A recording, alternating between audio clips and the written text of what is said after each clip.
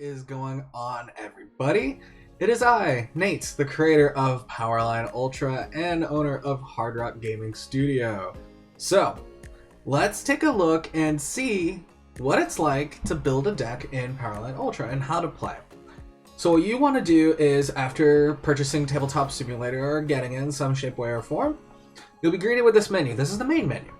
You're going to click either join or create. In this case, we're going to create. So normally, if we're going to have multiple people, you would click multiplayer, type whatever server you want, whatever you and your friend are going to identify with. You can have it so that way anybody could join, like let's say you're not friends with them on tabletop. You can have it so that way your friends join in, or you can only invite certain people. But what you can do is have it public and then just give it a password and just give it to that other person. That always seems to be the simplest route. For maximum, it's a 2-player server, so you want to use 2, and then you want to click create. But in this case, we're just going to show you how to set up a deck and things like that. So we're going to click single player, and under workshop, you'll see Powerline Ultra FTCG, and we're going to click load. And once everything all loads, we could go further from there. Looking at all our components right here, we do have ourselves the rule book. So if you notice, if you click right and then pop out, you can see it in big, bold, beautiful lettering that you can just see for days and days. And what's even cooler as well, and I almost forgot to mention this, if you scroll just far enough, you can get a little snippet of the comic as well as the preview of a character we have yet to see, Shield Breaker. So they're really cool. You can also follow along right over here on your screen, as you can see right alongside the corner right there. Here is our dice. So if you click search, you can see all of the dice, and that goes for just about anything. This is your life, so you can change that to make it say like 34 or 112, but in this instance we're going to make it 100. But what you can do is, you see where it says like the minus, so like let's say you take 10 damage, that's 1 2 3 4 5 6 7 8 9 10, just like that. Or if I'm not mistaken, you could do, nope, not I don't remember the actual amount, but you can click C to completely clear it to make it a flat 0. You also have your timer right on over here. This tells you the time, but you could right click and boom, there's the current time. You could do a stopwatch and it'll just go. And in timer, you could put in your round seconds. So for tournament instance, we could do 180 and then click that, and it will just go. It will do its thing, and then once it reaches, I believe, once it reaches 0 seconds, we'll put it on 3 seconds and see what happens. Yeah, and then I just hit 0. I don't have my sound on here, so if it makes a sound, then there we go.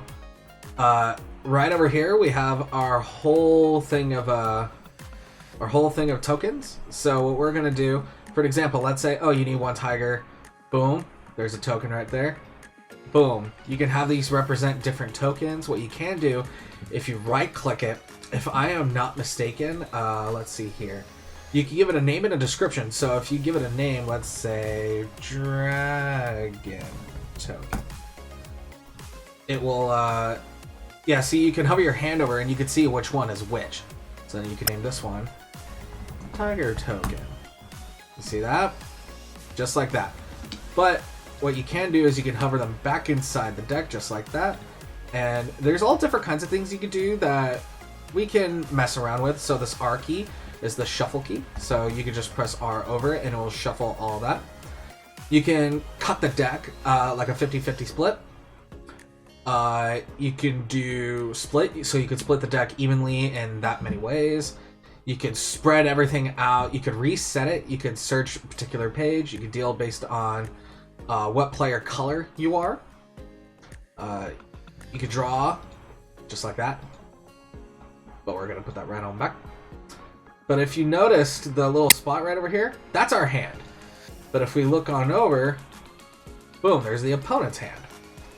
Right over here is our minions. Oh, I almost forgot with the token. So if you press F, you could flip your token over. So boom, you have 5 tokens to work with instead of just the 1. Then you have your minions. These count as any minion that you could possibly possess. They typically will live here.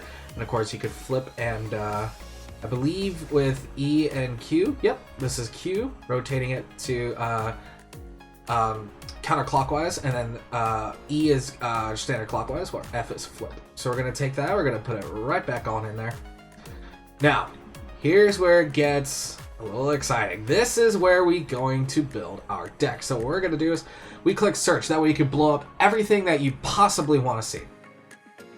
Complete with zoom ups of everything, you can get a full scale look on everything that you can possibly use in the game of Powerline Ultra as of this present moment. The recording date will be just above my head.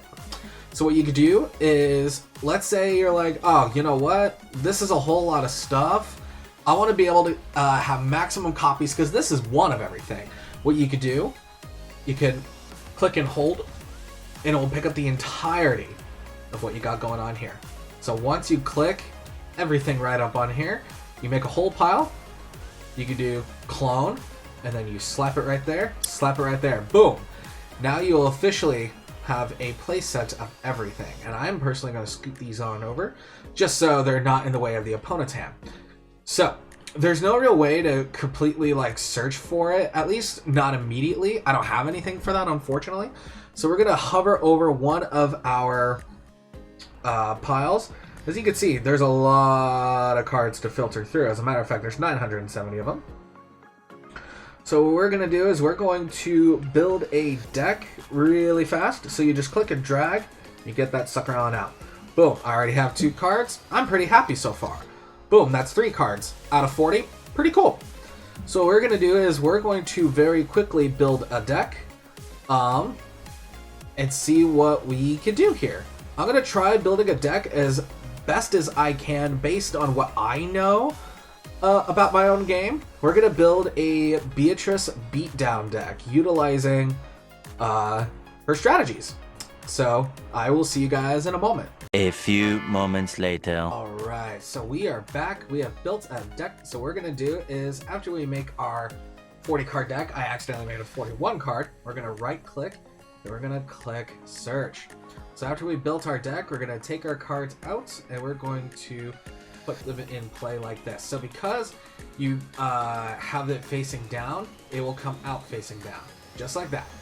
Cool, right?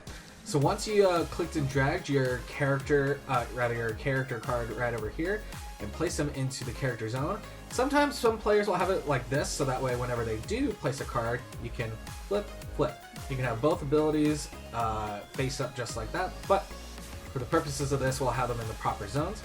So after you have all your deck ready to go, we're going to shuffle, shuffle, shuffle, shuffle, shuffle, shuffle, shuffle. And after you feel like you've had a pretty good shuffling, you're going to draw 6. So what you can do is you can either click and draw 6, or you can hover over the deck and press the number 6 on your keyboard right over here.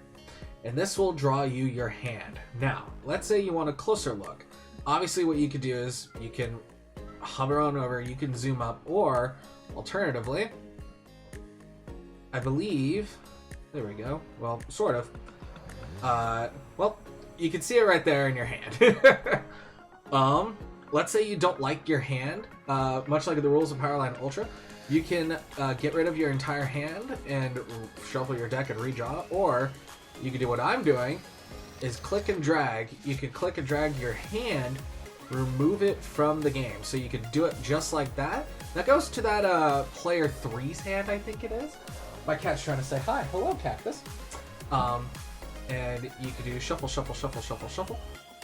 And then right over here, you draw another 6. Or sorry, yeah, no, you draw 6. That's right. That's the redraw rules that I'm thinking of. Boom, there you go. There's your new hand. And this hand is way better. So let's say we're going second. We're going to flip over our stage. So the player going second gets to reveal their stage. Once the stage is revealed, let's say there's any passive abilities. In this case, humans deal an additional 5 base damage as long as there are 3 or more utility cards in a power gauge. And then we're going to flip over our fighter. In this case, we're playing as Beatrice, the Blade Master. Once per turn, you may flip over 2 utility cards in your power gauge. If you do, search your deck for 1 utility card with blade or sword in its name, add it to your hand, shuffle your deck afterwards. Now, this baby boy. Yeah, I know. Boom. Okay, so then you would reset your health to 100, because that's the basic starting. and you're off for the races. To go over a turn in Powerline Ultra, you have your replenish phase. So let's say you have less than 6 cards in your hand, you draw from your deck until you have 6 cards in your hand. If you already have 6 cards, you simply move over to the next phase. The next phase is the charge phase. To help out Beatrice's ability, I shall take a card from my hand and have it rotated and placed into the power gauge. What I'm going to do is I'm going to move these guys just like that. Boom. I now have block in my power gauge. So then we move over to the startup phase. So you may play your character ability, the current stage ability, so long as it is applicable to you. Doesn't matter who controls it. Alternatively, you could play basic basic utilities, so long as it's applicable to the present phase you're in. You can attach yourself with attachment cards, which, for example, right over here, I have the Neo Blade. I will attach that to my character. And what the Neo Blade does is, if my character's name is Beatrix, so Beatrix can use this, that's her name. Every time you attack while attached to this card, you may shuffle your deck, and then you and your rival draw a card. So, I got no other cards in my hand that I could play. Your ultimates are played once you have 2 light, 2 medium, and 2 heavies in your power gauge. You flip all 6 over. You can then play that. But with your attacks, those are saved for the next phase, the attack phase. Which in this case, I do have a whole 3 attacks set up, so we're going to just jump right into it. Attack phase. You announce what phase you're going to be moving to. I believe you can also talk to the other person. I think there's like a message board text. Well, you can just place it somewhere, I guess. But in the meantime, we're going to be moving over to the attack phase. We have Sword Swing. So what it does is, this card can be powered up by any card in your power gauge as long as you are attached to a blade or a sword attachment, which I am. I am attached to a sword. But I'm not going to use that ability. All those abilities are optional unless you must or this, or that. It says this can be powered up. That doesn't mean I want to do that. So, in the case of Neo Blade, every time I attack while attached to this card, I may shuffle my deck, which in this case I will. Shuffle, shuffle, shuffle, shuffle, shuffle, shuffle, shuffle. And then me and my opponent both draw a card. So you'd hover over it and press 1. Boom, you drew a card. Then, Sword Swing. Let's see. It deals an additional 5 base damage as long as there are more utility cards on a power gauge. Well, there's only 1. So, it will only deal, let's see, flip over to utility cards. Okay. Sword Swing, it will only do 3 damage. So my opponent will walk over to their health and 1, 2, 3. Just like that. You may play up to 3 attack cards per attack phase. Now, I want to play Sword Swing again. The same thing happens where I shuffle, shuffle, shuffle, shuffle, shuffle, draw a card. Okay? Now here's what's going to go down. On top of Sword Swing, you can play counter attacks and counter utilities. Counter attacks and counter utilities will have a corkscrew arrow on the upper left corner of the card. In this case, I have counter attack cards in my hand. What you can do is you can play them as if they were basic attacks, or you can play them as counters. So I will counter my Sword Swing with a counter heavy. Now here's the catch. This does not count towards your 3 total attack cards in your attack zone. So this essentially functions as an additional attack without needing to have a count towards your attack total. So it will go in reverse order. So let's say my opponent played this counter heavy instead. Their counter heavy abilities would go off first, then their damage, followed by my Sword Swing. Or if I played a counter heavy in response to theirs. So it'd go their counter heavy, my counter heavy, then my Sword Swing. Do you see how that goes? It goes in reverse order. So in this instance, we have counter heavy responding to Sword Swing. Counter heavy states, if I counter a heavy attack with this card, increase the final damage of this card by 1 for every attack card in my discard pile. I did not. This is a light subtype attack card, as you can see right there. Now, Neo Blade then proceeds to go off. Since I am attacking, it is an attack. Regardless if it's in the attack zone or not, it is an attack card. It is considered attacking. We will shuffle, and me and my opponent will draw a card. Then we go in reverse order. Counter heavy goes off first. That is 8 damage. So we'll go 1, 2, 3, 4, 5, 6, 7, 8. And then Sword Swing. 1, 2, 3. See? And then we're going to finally end it with our third attack, Strong Stab. Your rival must parry this card, and if they cannot, you draw a card. Assuming that you are swinging first, generally speaking, you're going to have that advantage. So it will go in reverse, it'll go from in order of what's already on the field. So go stage, character, and then any other attachments you could possibly have. So stage-wise, there's nothing. Character, there's nothing. Neoblade does go off first, so we will shuffle, draw a card. And then Strong Stab goes off, we will draw a card. Now, this is the phase where things get a little interesting. In a lot of games, timing is important. With Powerline, it's a little loosey-goosey. So after your abilities go through, you can activate effects before damage is dealt. So what you can do is, with Strong Stab, before it even does a lick of damage, what we're going to do is we're going to counter our own Strong Stab with a counter heavy. So counter heavy, what you can do with, at least in the terms of Powerline Ultra, you can play cards in between individual effects as they resolve. You can also do it just before damage. You can also do it after damage, so long as the effect is applicable. So you can't heavy boost an attack that's already dealt damage. That's silly. But we haven't done that quite yet. Now, have we? This is where things come in handy. Counter heavy. If you counter heavy attack with this card, which I did, that is a heavy, increase the final damage of this card by 1 for every attack for every card in your attack discard pile. We don't have anything right there, but it will do 8 damage. But what we're going to do is have everything resolve. So Neoblade will go off. So we will shuffle, shuffle, shuffle, shuffle, shuffle, draw. Okay. Now before it deals damage, I could play Heavy Boost. So that 8 turns into a 16. Now I've played one card in each of my basic utility zones. I cannot play any more counter cards. I'm locked out in that regard. But since my opponent does have an empty field, they could theoretically play cards in response. Now, let's go in reverse order. Heavy Boost will go off. That 8 turns into a 16. So it will deal 1, 2, 3, 4, 5, 6, 7, 8, 9, 10, 11, 12, 13, 14, 15, 16. And then Strong Stab. 1, 2, 3, 4, 5, 6, 7, 8. Now, we have played our 3 attacks. We have played, we've maxed out our basic utility zones. We'll move over to the cleanup phase. So anything that is in our attack zone will go to the attack discard pile. Oops. It doesn't exactly work like a function like, oh, they all just combine. But any cards that are in your basic utility zone will go to the general discard pile regardless of card type. And then it will be my opponent's turn. Now during your opponent's turn, you see this card wheeled, you see how it is a basic utility card. You cannot play it during your opponent's turn. Those cards are only to be played during your turn only, so bear that in mind. Now as you noticed, I was able to drag that card right back into my hand right here. You can either drag it to your hand that way or this way, where your hand will be.